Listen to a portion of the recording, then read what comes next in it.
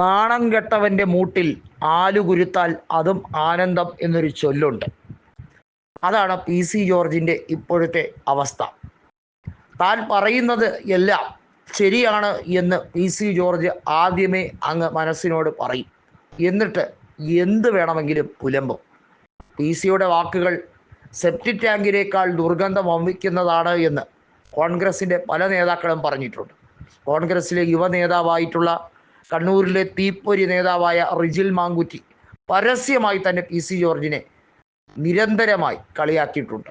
Channel ചർച്ചകളിലൊക്കെ അദ്ദേഹം ദുർഗന്ധം വമിപ്പിക്കുന്ന രീതിയിൽ, നിലവാരമില്ലാത്ത രീതിയിൽ കടന്നാക്രമിക്കുന്നത് കാണുമ്പോൾ സത്യത്തിൽ സഹതാപമാണ് തനിക്ക് തോന്നിയിട്ടുള്ളത് എന്ന് റിജിൽ മാങ്കുറ്റി പറഞ്ഞിട്ടുണ്ട്.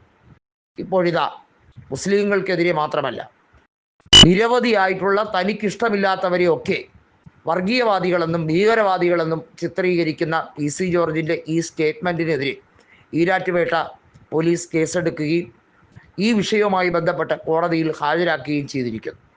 എന്നാൽ അദ്ദേഹത്തിൻ്റെ സ്റ്റേറ്റ്മെൻ്റ് എടുക്കാൻ വഴിയിൽ തടിച്ചുകൂടി നിന്ന മാധ്യമപ്രവർത്തകരെ തള്ളി മാറ്റുന്ന രീതിയിൽ അവരുടെ മൈക്ക് തട്ടിയെറിഞ്ഞ് പിടിച്ചു വാങ്ങിച്ച് ദൂരെ കളഞ്ഞ് ഞാൻ വരട്ടടാ, വന്നിട്ട് മറുപടി പറയാമടാ എന്ന രീതിയിൽ വെല്ലുവിളിയും അട്ടഹാസവും നിറഞ്ഞ മറുപടിയാണ് കൊടുത്തത്. ഒരു പൊതുപ്രവർത്തകൻ കാണിക്കുന്ന ഒരു മാന്യതയുണ്ട്. 33 കൊല്ലത്തിലധികം പൂഞ്ഞാറ്റിൽ MLA ആയിരുന്ന പി സി ജോർജ് 2 ലക്ഷത്തിലധികം ശമ്പളം MLA പെൻഷനായി മാസം കൈപ്പറ്റുന്ന ആളാണ്. പൊതുഖജനാവിൽ നിന്നാണ് പി സി ഈ ശമ്പളം വാങ്ങുന്നത്. ഓരോരുത്തരുടെയും സാധാരണക്കാരുടെ നികുതി പണമാണ് പി സി ജോർജിൻ്റെ ബാങ്ക് അക്കൗണ്ടിലേക്ക് ഓരോ മാസം പെൻഷനായി എത്തുന്നത്. ആ സാധാരണക്കാരിൽ എല്ലാ വിഭാഗക്കാരും ഉൾപ്പെടും. പി സി പൂഞ്ഞാറ്റിനെ പ്രതിനിധീകരിച്ചു എന്നതിൻ്റെ കാരണം കൊണ്ട് അദ്ദേഹം സുഖലോലുപമായി ജീവിക്കുന്നു. ഇനി ജയിച്ചാലെന്ത്, ജയിച്ചില്ലെങ്കിലെന്ത്. ഏതായാലും പി സിയുടെ ഇത്തരത്തിലുള്ള സ്റ്റേറ്റ്മെൻറ്റിനെ BJP പോലും അംഗീകരിക്കുന്നില്ല എന്നുള്ളതാണ് ഇതിലെ ഏറ്റവും വലിയ പ്രത്യേകത. BJP പോലും ഇതിനെ തള്ളിക്കളഞ്ഞിരിക്കുന്നു.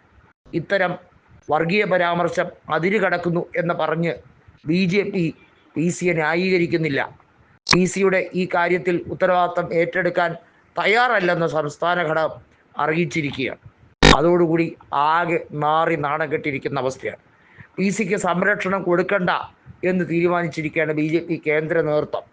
അതോടുകൂടി പിണറായിയുടെ പോലീസിന് ഇനി BJPയെ ഭയന്ന് അറസ്റ്റ് ചെയ്യാതിരിക്കേണ്ട, ധൈര്യമായി അറസ്റ്റ് ചെയ്യാം. അങ്ങനെ പി സി അഴിക്കുള്ളിലാവുകയാണ്.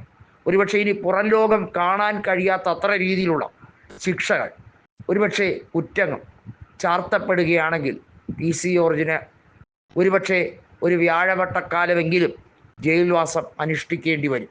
എന്നാൽ നമ്മുടെ നിയമവ്യവസ്ഥ കൃത്യമായി നമുക്കറിയാം, അതിൽ ഒരുപാട് ഇളവുകൾ ഉണ്ട്.